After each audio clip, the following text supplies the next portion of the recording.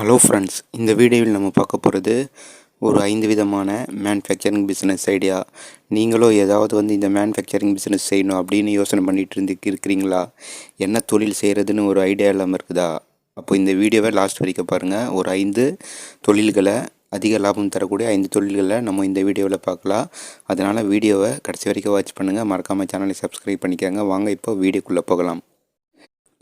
இப்போ நம்ம ஃபஸ்ட்டாக பார்க்க போகிறது லாக் மேனுஃபேக்சரிங் பிஸ்னஸ். இந்த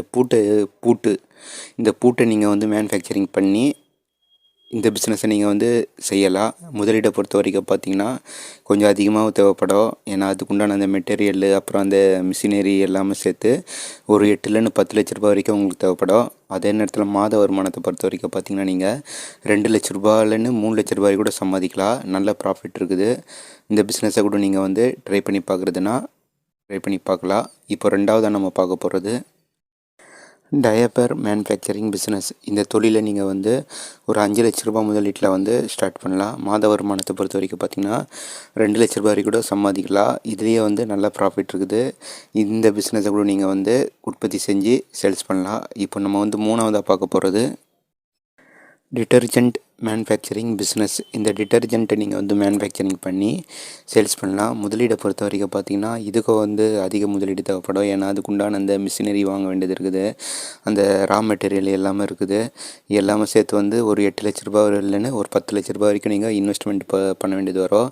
அதே நேரத்தில் மாத வருமானத்தை பொறுத்த வரைக்கும் பார்த்திங்கன்னா நீங்கள் 4 லட்ச ரூபா வரைக்கும் கூட நீங்கள் சம்பாதிக்கலாம். நல்ல ப்ராஃபிட் இருக்குது.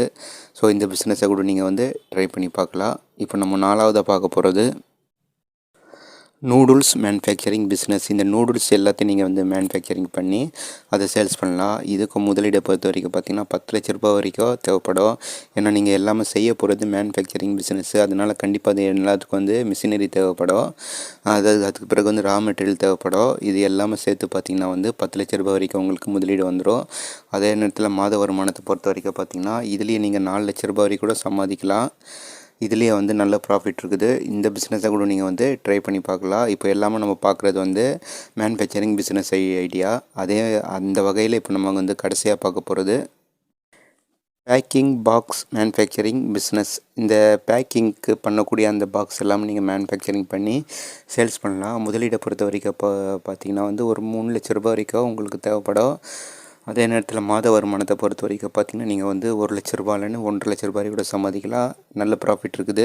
இதுக்கு முதலீடு ஒரு 3 லட்ச ரூபாய் இருந்தாலே போதுமானது. ஓகே ஃப்ரெண்ட்ஸ், இப்போ நம்ம 5 விதமான மேனுஃபேக்சரிங் பிஸ்னஸ் ஐடியா பற்றி பார்த்தோம். எந்த தொழில் செய்கிறதா இருந்தால் கூட நீங்கள் அதனுடைய நாளை தெரிஞ்சுக்கிட்டு நல்லா ரிசர்ச் பண்ணிவிட்டு அப்புறம் ஸ்டார்ட் பண்ணுங்கள். அப்போ தான் உங்களால் ஜெயிக்க முடியும். எந்த ஒரு தொழிலையே நீங்கள் ஜெயிக்கிறதுனா அது கண்டிப்பாக 6 மாதத்துலேருந்து 1 வருஷம் வரைக்கும் உங்களுக்கு நீங்கள் வெயிட் பண்ண வேண்டியது வரும். ஸோ அதனால் நல்லா ரிசர்ச் பண்ணிவிட்டு அப்புறம் ஸ்டார்ட் பண்ணுங்கள். நம்ம அடுத்த ஒரு வீடியோவில் அடுத்த ஒரு தொழில் வாய்ப்பு பற்றி பார்க்கலாம் ஃப்ரெண்ட்ஸ்.